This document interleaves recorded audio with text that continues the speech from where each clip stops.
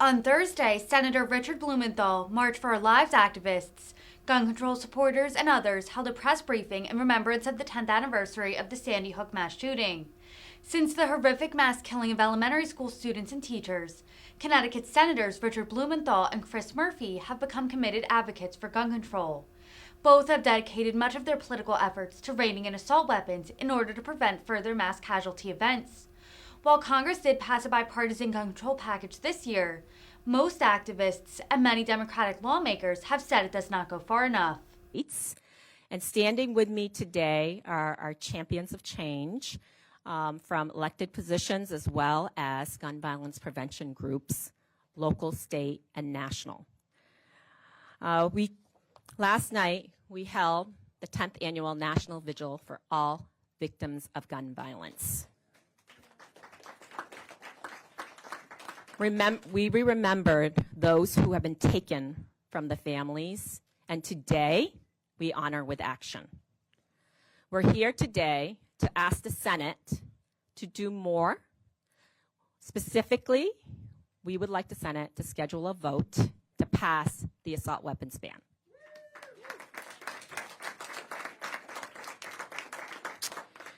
But we have over 120 organizations. Many of them could not be here today, but we have a letter that is being delivered to every member of the Senate. And I invite Ashby to come read that letter.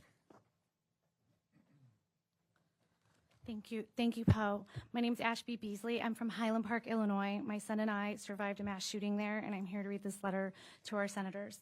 Dear Senators, on December 14th, 2022 is the 10-year mark of the Sandy Hook tragedy when a gunman used an AR-15 with high-capacity magazines to brutally murder 20 children and 6 educators in an elementary school.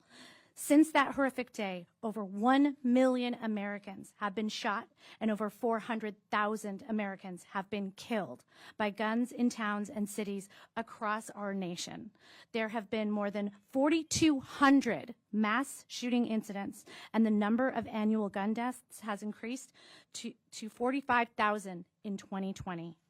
After the horrific shootings in Buffalo, Uvalde, and Highland Park, the 117th Congress passed the Bipartisan Safer Communities Act, BSCA, and the President Joe Biden immediately signed the bill into law. This legislation was the first federal gun violence prevention bill that was signed into law since the Brady background check bill and the assault weapons ban legislation were passed in 1994. In addition, the 117th House of Representatives passed a historic set of comprehensive gun laws. These life-saving bills are currently sitting on the Senate Majority Leader Chuck Schumer's desk. H.R. 8, Bipartisan Background Checks Act. H.R. 1446, Enhanced Background Checks Act. H.R. 7910, Protecting Our Kids Act. H.R. 1808, the Assault Weapons Ban of 2022. H.R. 4118, Break the Cycle of Violence Act, funding for gun violence research. Gun violence is a public health emergency. A set of strong, comprehensive violence prevention laws are needed to protect all Americans in our nation. We implore the Senate to not wait until 60 filibuster-proof votes are secured to vote on life-saving bills that were passed in the House of Representatives. Introducing legislation is simply not enough. We need the Senate gun safety champions to be persistent in their efforts to pass life-saving gun laws and demonstrate to the American people that they are doing all they can to end gun violence, the gun violence crisis in our nation. In April of 2019, a coalition of gun violence prevention survivors, advocates, and researchers from across the nation gathered to the GVpedia conference in Denver, Colorado to commemorate the 20th anniversary of the Columbine shooting and to forge a path forward to a safer America. From this assembly, the Denver Accord was born, a declaration of guiding principles and policies to end the scourge of gun violence in America. The time is now. for the Senate to act boldly to protect our children and our loved ones. Therefore, a coalition of 120 gun violence prevention organizations and allies representing over 18 million Americans implore you to immediately pass the bills passed in the House of Representatives and work towards passing policy proposals recommended in the GVPD's Denver Accord as to steadily reduce gun homicides, gun suicides, unintentional shootings, mass shootings, police violence, and gun injuries in America. Thank you for your consideration.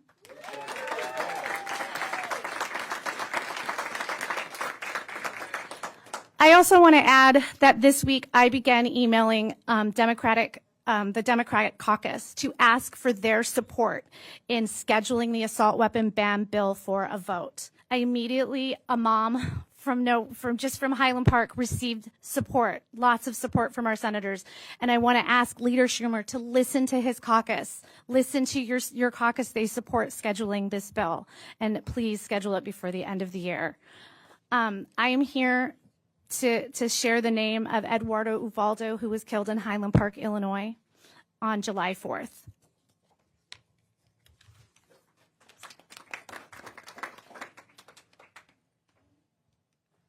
My name is Barbara Stowe. I'm from Greer, South Carolina. This is my sister, Patricia May Springer, who was shot and killed by her ex-boyfriend, who was a convicted felon that never should have had access to guns. Pass the ban.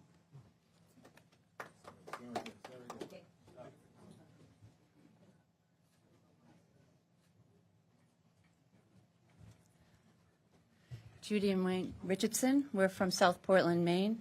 Our daughter was shot in a home invasion in 2010 in her own bedroom. Case is still unsolved. Pass the ban.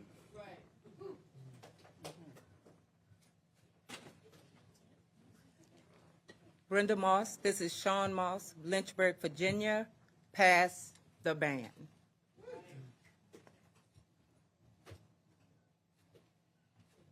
My name is Delphine Cherry.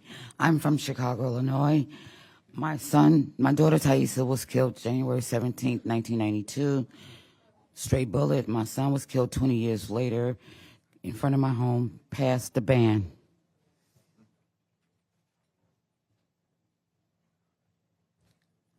My name is Kamala Kuntz, and I'm a victim, witness, and survivor of gun violence. My nephew, Jonathan, pictured here, was 25 years old and was shot 3 times by a drive-by shooter in Richfield, Minnesota.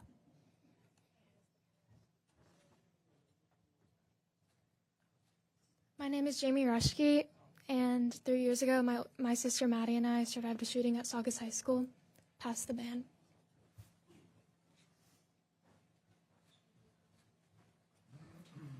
My name is Eric Ross. I'm from Wasilla, Alaska, and my wife and I survived the Route 91 shooting in Vegas. I'm here on behalf of 58 people who were murdered, over 800 physically injured, and literally over 20,000 people who suffer from trauma, mental health issues, suicides, PTSD, panic disorder. I'm here for all of them because we can't fit that many people in this room. Thank you.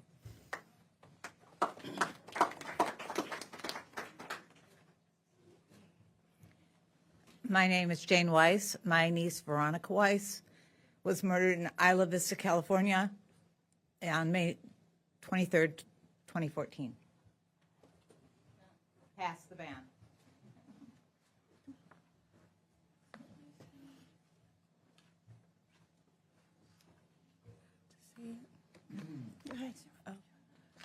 I'm here for my cousin Sandy Patrice Gaddis Barnwell, my great-grandmother Patricia Ann, and my uncle Corey G. Glenn. One was killed on Myrtle Beach, the other in domestic violence, and the last one on Christmas Day. Pass the ban. And thank you. This is my granddaughter, Mielle McFadden, and I'm Melody McFadden. Also in this picture is L'Oreal Bowman and Joshua McBride and Enrique Pruitt. Pass the ban.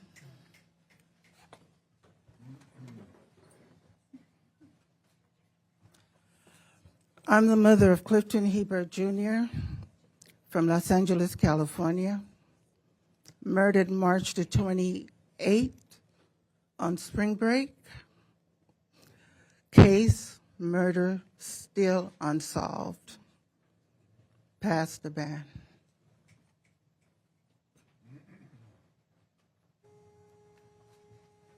Good morning, Senators, Congressman.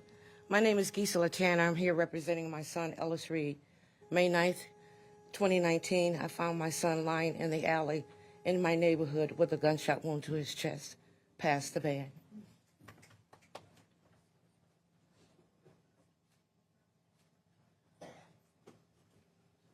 Shanae Johnson. My son, Kedrick Ali Morrow Jr., was killed in Queens, New York, only 17 years old. Pass the ban.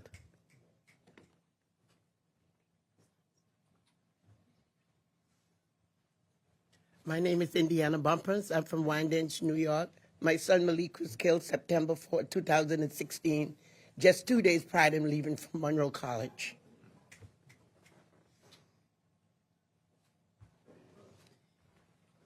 My name is Bethany Webb. This is my sister Laura Webb. She was killed in the Seal Beach shooting. She was doing my mom's nails. 9 people were shot. 8 died. My mom survived, the only one.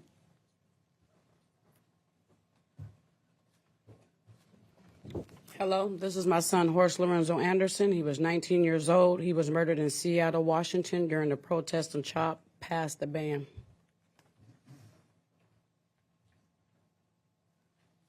My name is Andrea Pointer. This is my son, Christopher Wilson. He was killed on his way home from work. Pass the ban.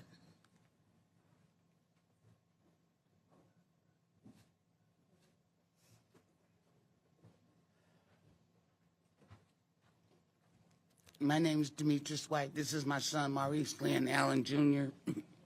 He was 25. He was killed in Seattle, Washington on January 26, 2008. Pass the ban.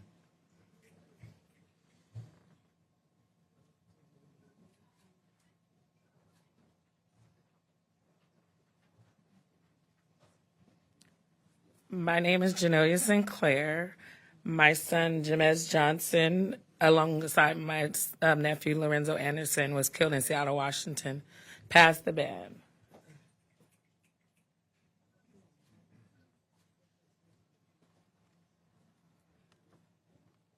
I am Shalani Barnett. My son is Adriel Terrell Webb. On July the 20th, he was murdered. Please pass the ban.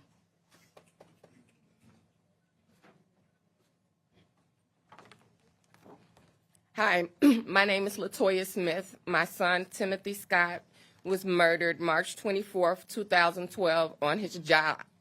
Pass the ban.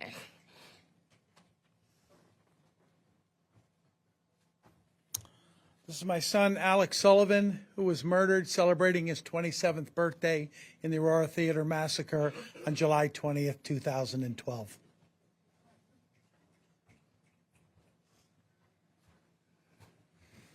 This is my son, Dante Green. My name is Nikisha Jackson. Somebody took his life May 16, 21. Pass the ban now.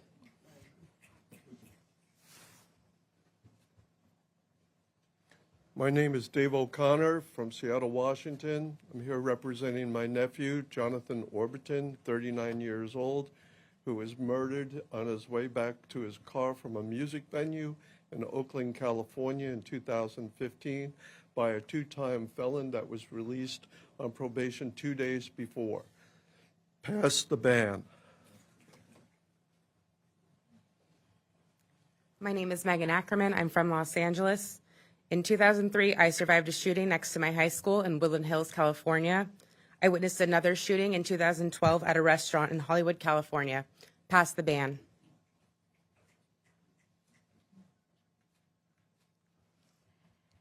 Lexi Rubio, 10 years old, Robb Elementary, Uvalde, Texas. Call the vote to pass the ban.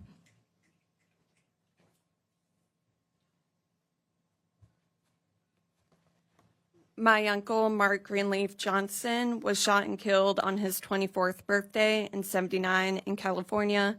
And to my students, I love you. For my students, call the vote and pass the ban. My name is Hala Akbarnia. I'm an ER physician. I treated hundreds of gunshot victims. I'm also a survivor. Please pass the ban.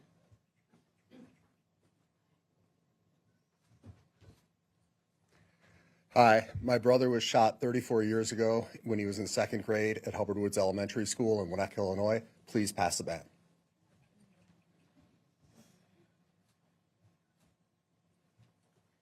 My name is Jenna Foster. My son is Walter Thomas. He was killed on March the 5th, 2019. Pass the ban.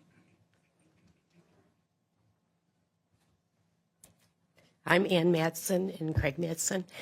This is Matt Borvina. He's our nephew, and he committed suicide in college.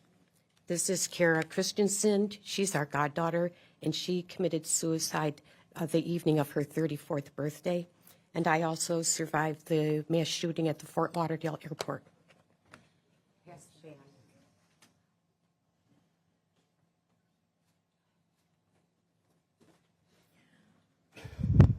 I'm Giselle Merck. I am the mother of J.C. Webster from Silver Spring, Maryland, age 20. To keep us safe, I'm asking, pass the ban now.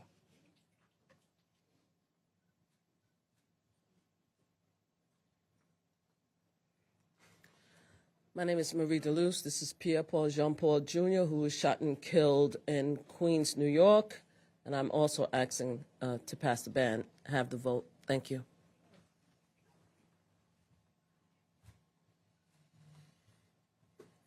I'm here on behalf of Sandy and Lonnie Phillips to honor their daughter, Aurora, Colorado, Jessica Redfield Gowie.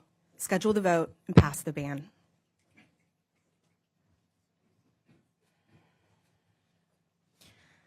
My nephew, Alex Schachter, 14 years old, sitting at his desk in Parkland when the shooter used an AR-15 to shoot right through his door, killing him. Senator Schumer, we deserve a vote. Pass the ban.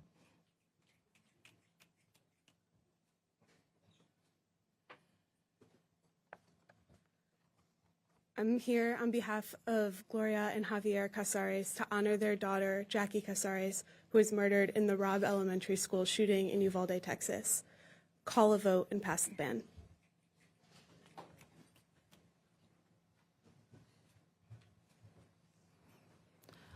My name is Milagros Burgos.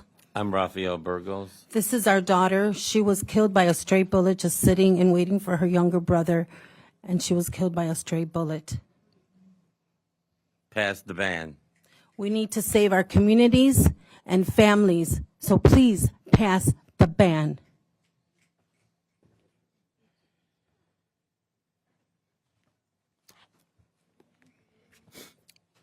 My name is Garnell Whitfield, the son of Mrs. Ruth Whitfield. She was murdered while shopping in Buffalo, New York on May 14th. Pass the ban.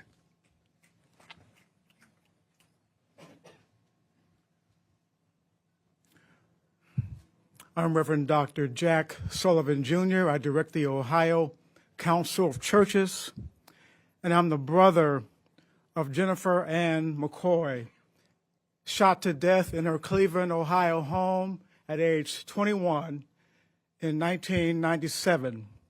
In the name of God, pass the ban.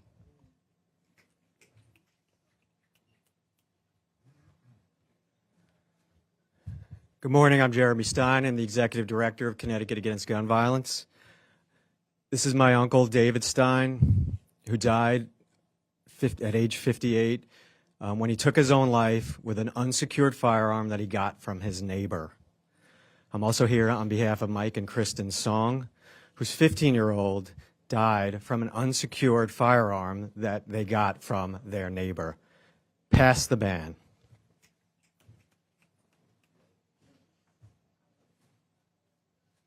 Hi, my name is April Harris. My son got shot when he was 13, turning 14. He was a survivor, and he's still alive. But I have an uncle, Charles Pelham, who died in 1979 to a gunshot wound to the head. His grandson, Keith McGowan Jr., got killed with his 9-month-old son was in his arms. And my cousin, TJ Taiwan Thomas died in 2013 from a gunshot wound. If y'all love y'all people, pass the ban and quit acting like we don't exist, because we do. We're going to keep coming till y'all pass it. God bless you.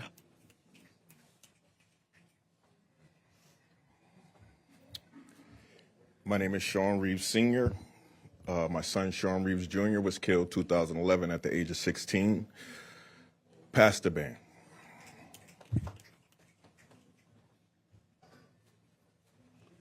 My name is Sam Salem from Hartford, Connecticut. My son Shane was killed in 2012, October 20th, the 20th victim of Hartford. I'm here to demand that the ban be passed and that the urban violence dialogue began.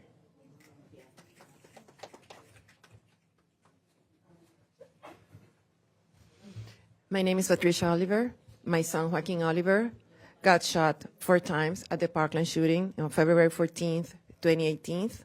Please pass the ban.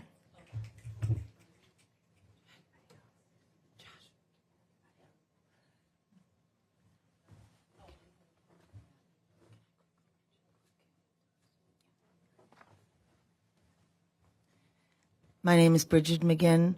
I'm here to represent the 5 people murdered at Club Q and ask you to please protect our trans siblings who are being murdered at an incredible rate.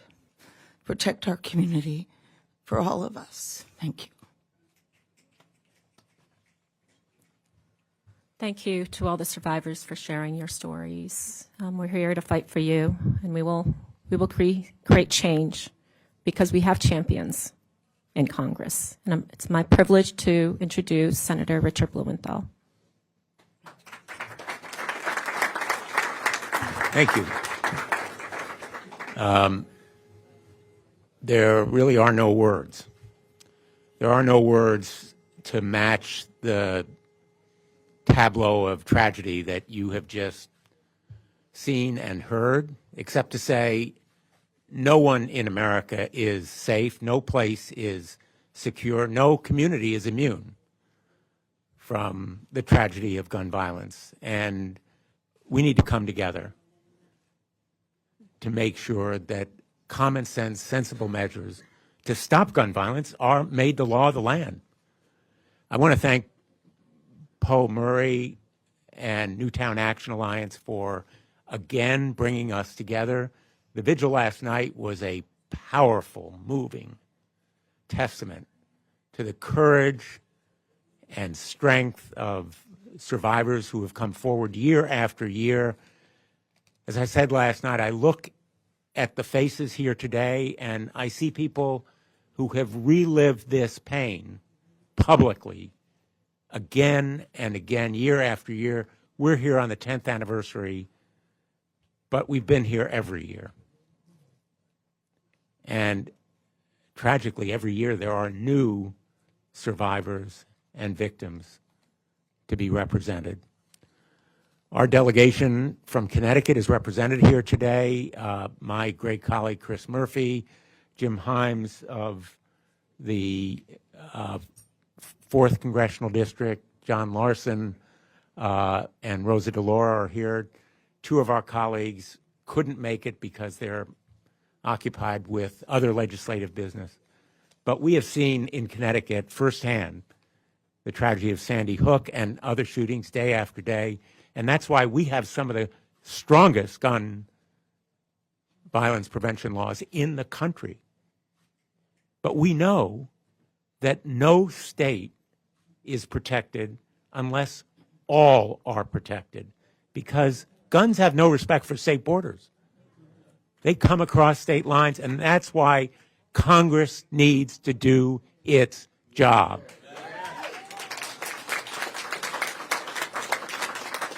And you are here to tell us to do our job. And I'm grateful to every one of you. Everyone who is here in spirit, because you are making a difference. And I will just tell you, never doubt that you are making a difference. The reason why we were able to pass the Safer Communities Act, the bipartisan Safer Communities Act is because of you. Your activism, your advocacy is what is driving gun violence prevention, and it is enabling us to break the grip of the NRA and the gun lobby and the gun industry on the Congress. And if Congress does its job, we can overcome those forces. You are enabling us to do it. And we are only beginning. We will take the next steps. Never doubt that you're making a difference. Never doubt we are not going away. We are not surrendering. We will do our job. Thank you for being here today. And now let me introduce my colleague who deserves really a ton of credit for the Bipartisan Safer Communities Act. I was very proud to work with him on it, and Chris Murphy. Well, thank you very much, Senator Blumenthal. Thank you. I cannot imagine how anyone deals with the grief of losing a child, a son, a daughter, a mother, a father, and then musters the unfathomable courage to come here and speak truth to power. I couldn't do it. Can't imagine that I could do it. But I just have to tell you, as Senator Blumenthal did, you are essential to this fight.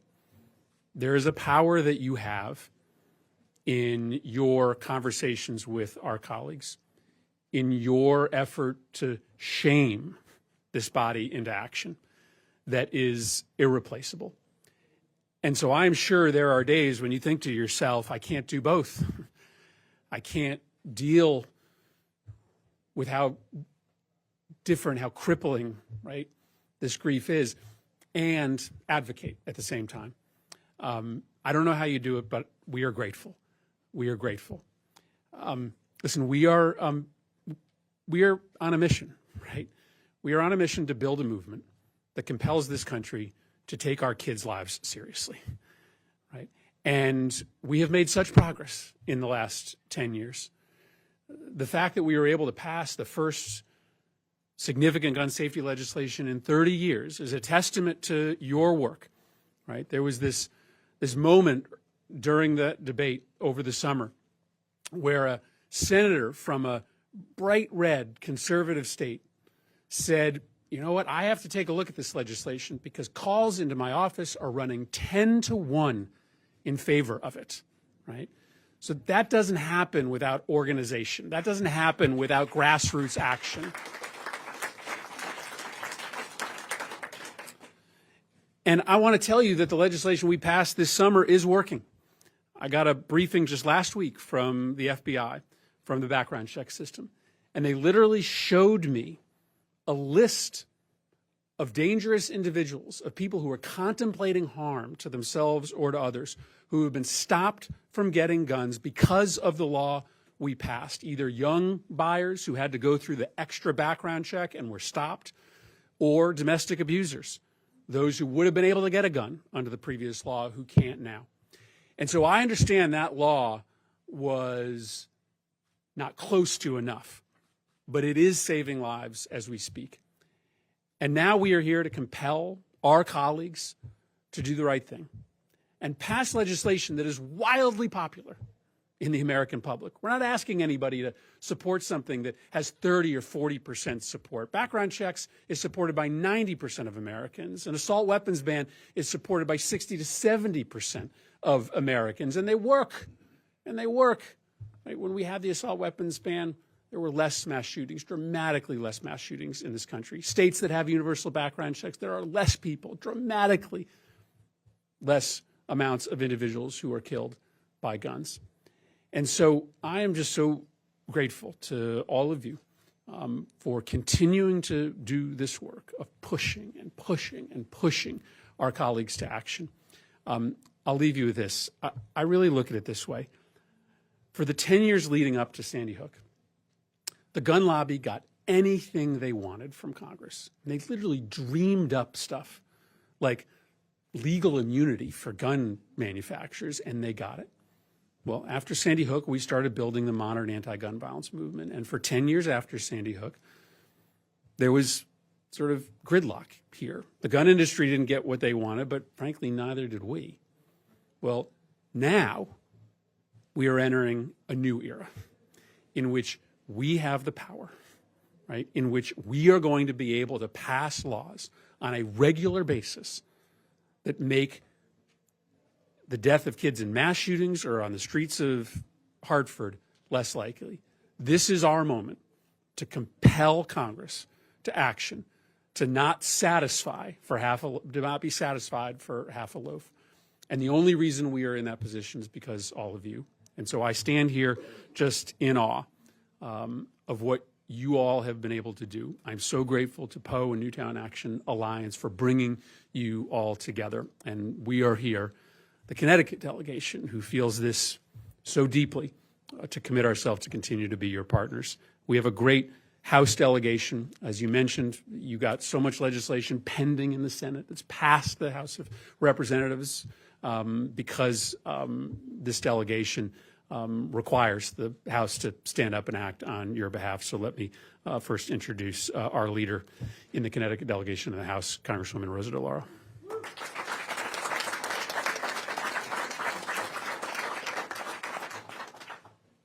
Thank you so much, Chris. And I too, I look at this room and I look at the people gathered and I think about the heartbreak. And you know, I can sympathize, I can empathize, but it's not been, your experience has not been my experience. And that is why I just say, I always say this, there are two things, many things my mother taught me, but two things in particular, that we will never give up and we will not take no for an answer. Never, never. And that is what this delegation is about. And I say thank you to you, Poe, for the alliance. I thank you for the work that you do. I wrap my arms around in concert with my colleagues in the House and the Senate, with Senators Murphy and Blumenthal. And I might just add, Congresswoman Hayes had a family emergency. She went home to Connecticut. Joe Courtney has a bill that's on the floor, which he's dealing business with. And both John and Jim, there was a vote called in the House. I voted before I came over, but they dashed to go and meet the vote. But we're there. We are there. You are here. We are here with you. And we lock arms with you because we are never, ever going to let this go.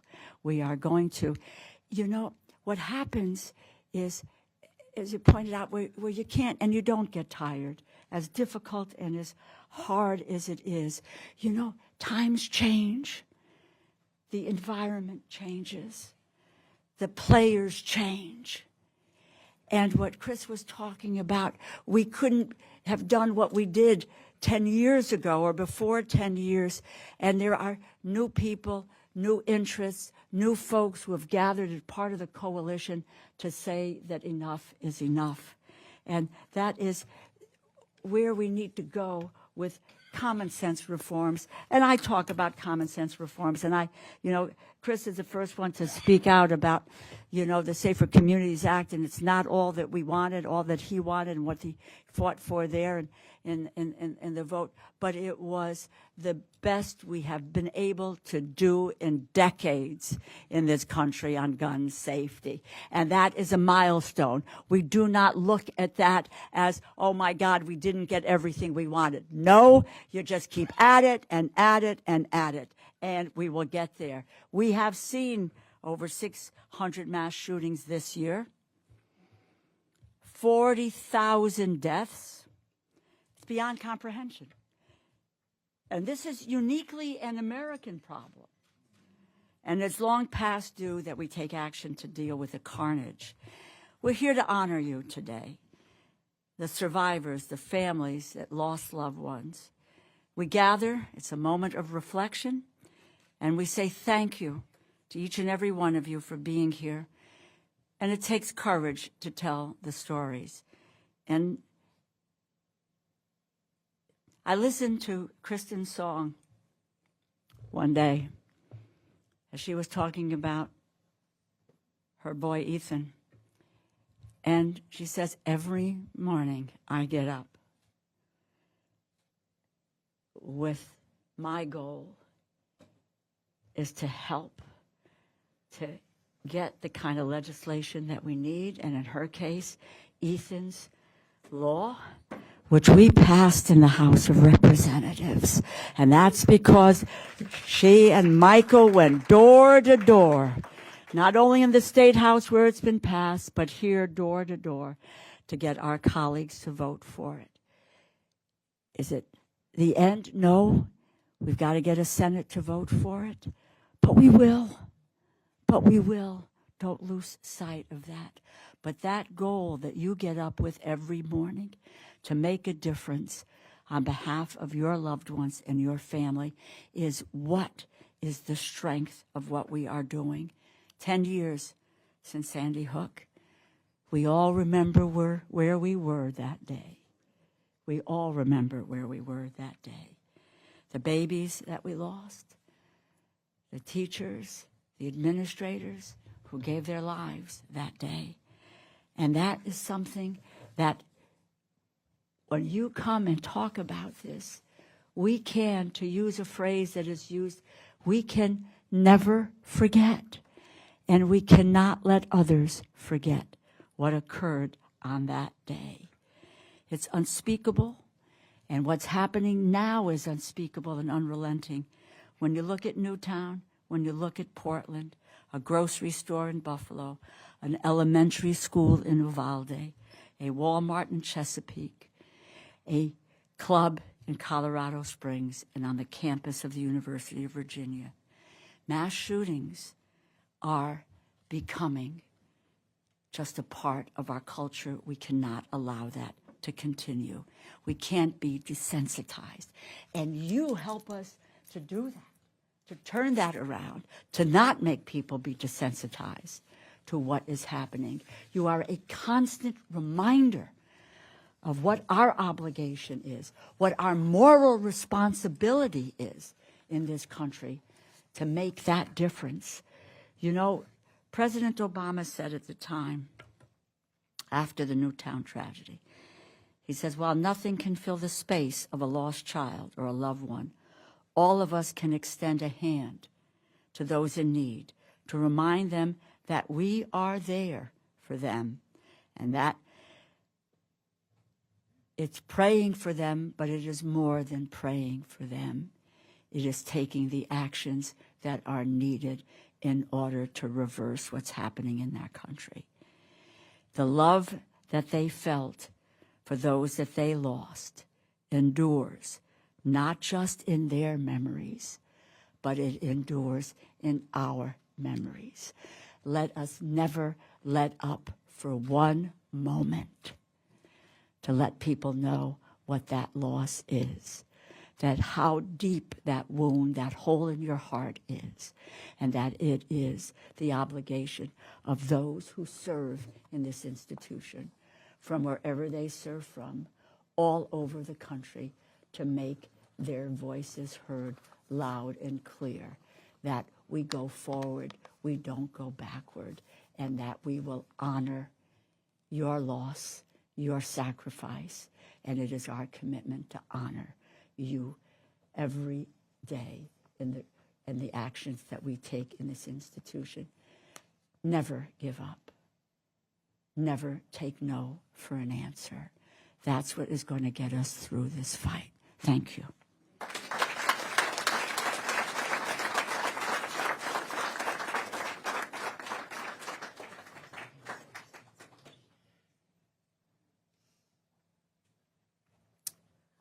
Before we go into Q&A, since we have a little bit of time, I was wondering if Manny could come up and just talk about something that's really important to him.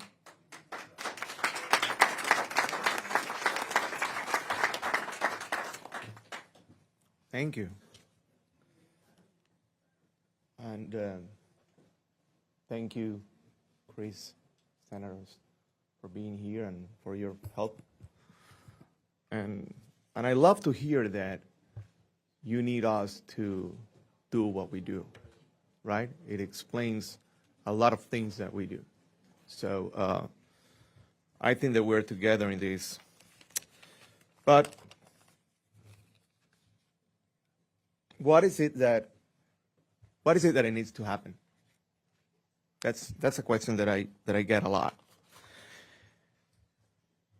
And as Senator Chris Murphy said, it's hard to imagine for others. I can't even imagine. I get that a lot, and I guess you all get that a lot. So I want to help people imagine what this is like. And probably all of us were in a room waiting to see what happened. We were afraid. We still don't know what happened, but we had that anxiety of something could have happened. There's a long, cold period of waiting that takes you, and then you're in shock. You're listening to the news. The process of waiting is forever. It takes hours. And you're praying, hoping that your loved one is safe somewhere or injured somewhere, but not dead. And we're in that room waiting. And suddenly, we hear that name. And our heart jumps out. And our life breaks. And the pain chases us forever. Because we just know that we lost the person that we love most in the world. And in an instant, we become part of a group. The group that you just saw. Names of kids. Parents like Patricia that need to be here in this podium mentioning her son's name and trying to find a way to honor him.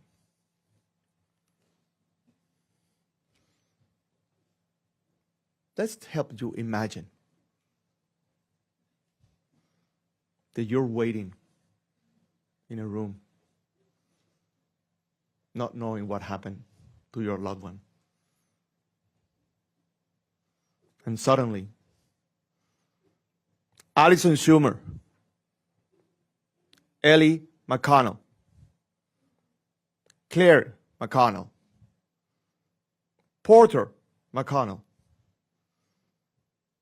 Heather Manchin, Brooke Manchin, Levi Sanders, Daniela Rubio, Anthony Rubio, Dominic Rubio, Tag Romney, Josh Romney, Craig Romney, Ben Romney. Some others have not been identified yet.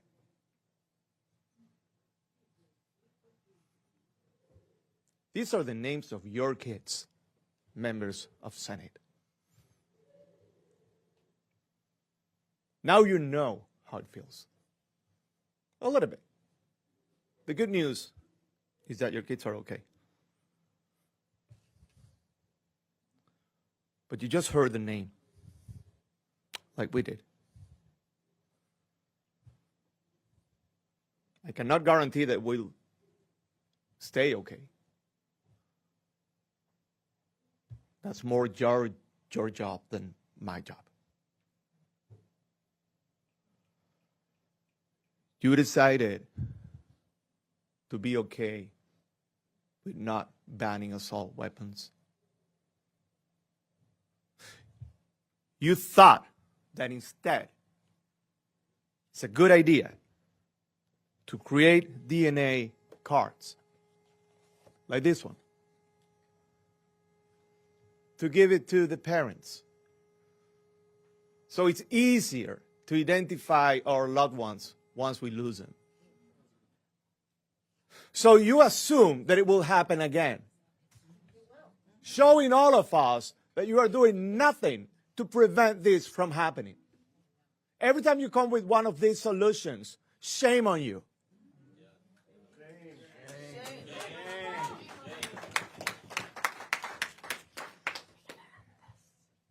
I have to finish?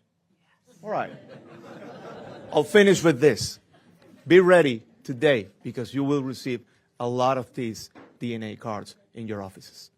We are delivering these to you.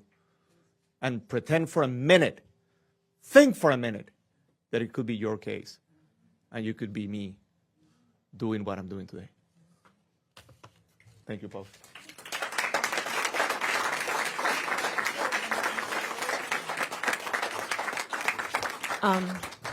I think we've run out of time. So, did you want to do questions and answers, Senator? I think we have a vote. Yeah, you have a vote. So, but if the group can stay back, we're going to do a quick group photo, and then we're going to leave.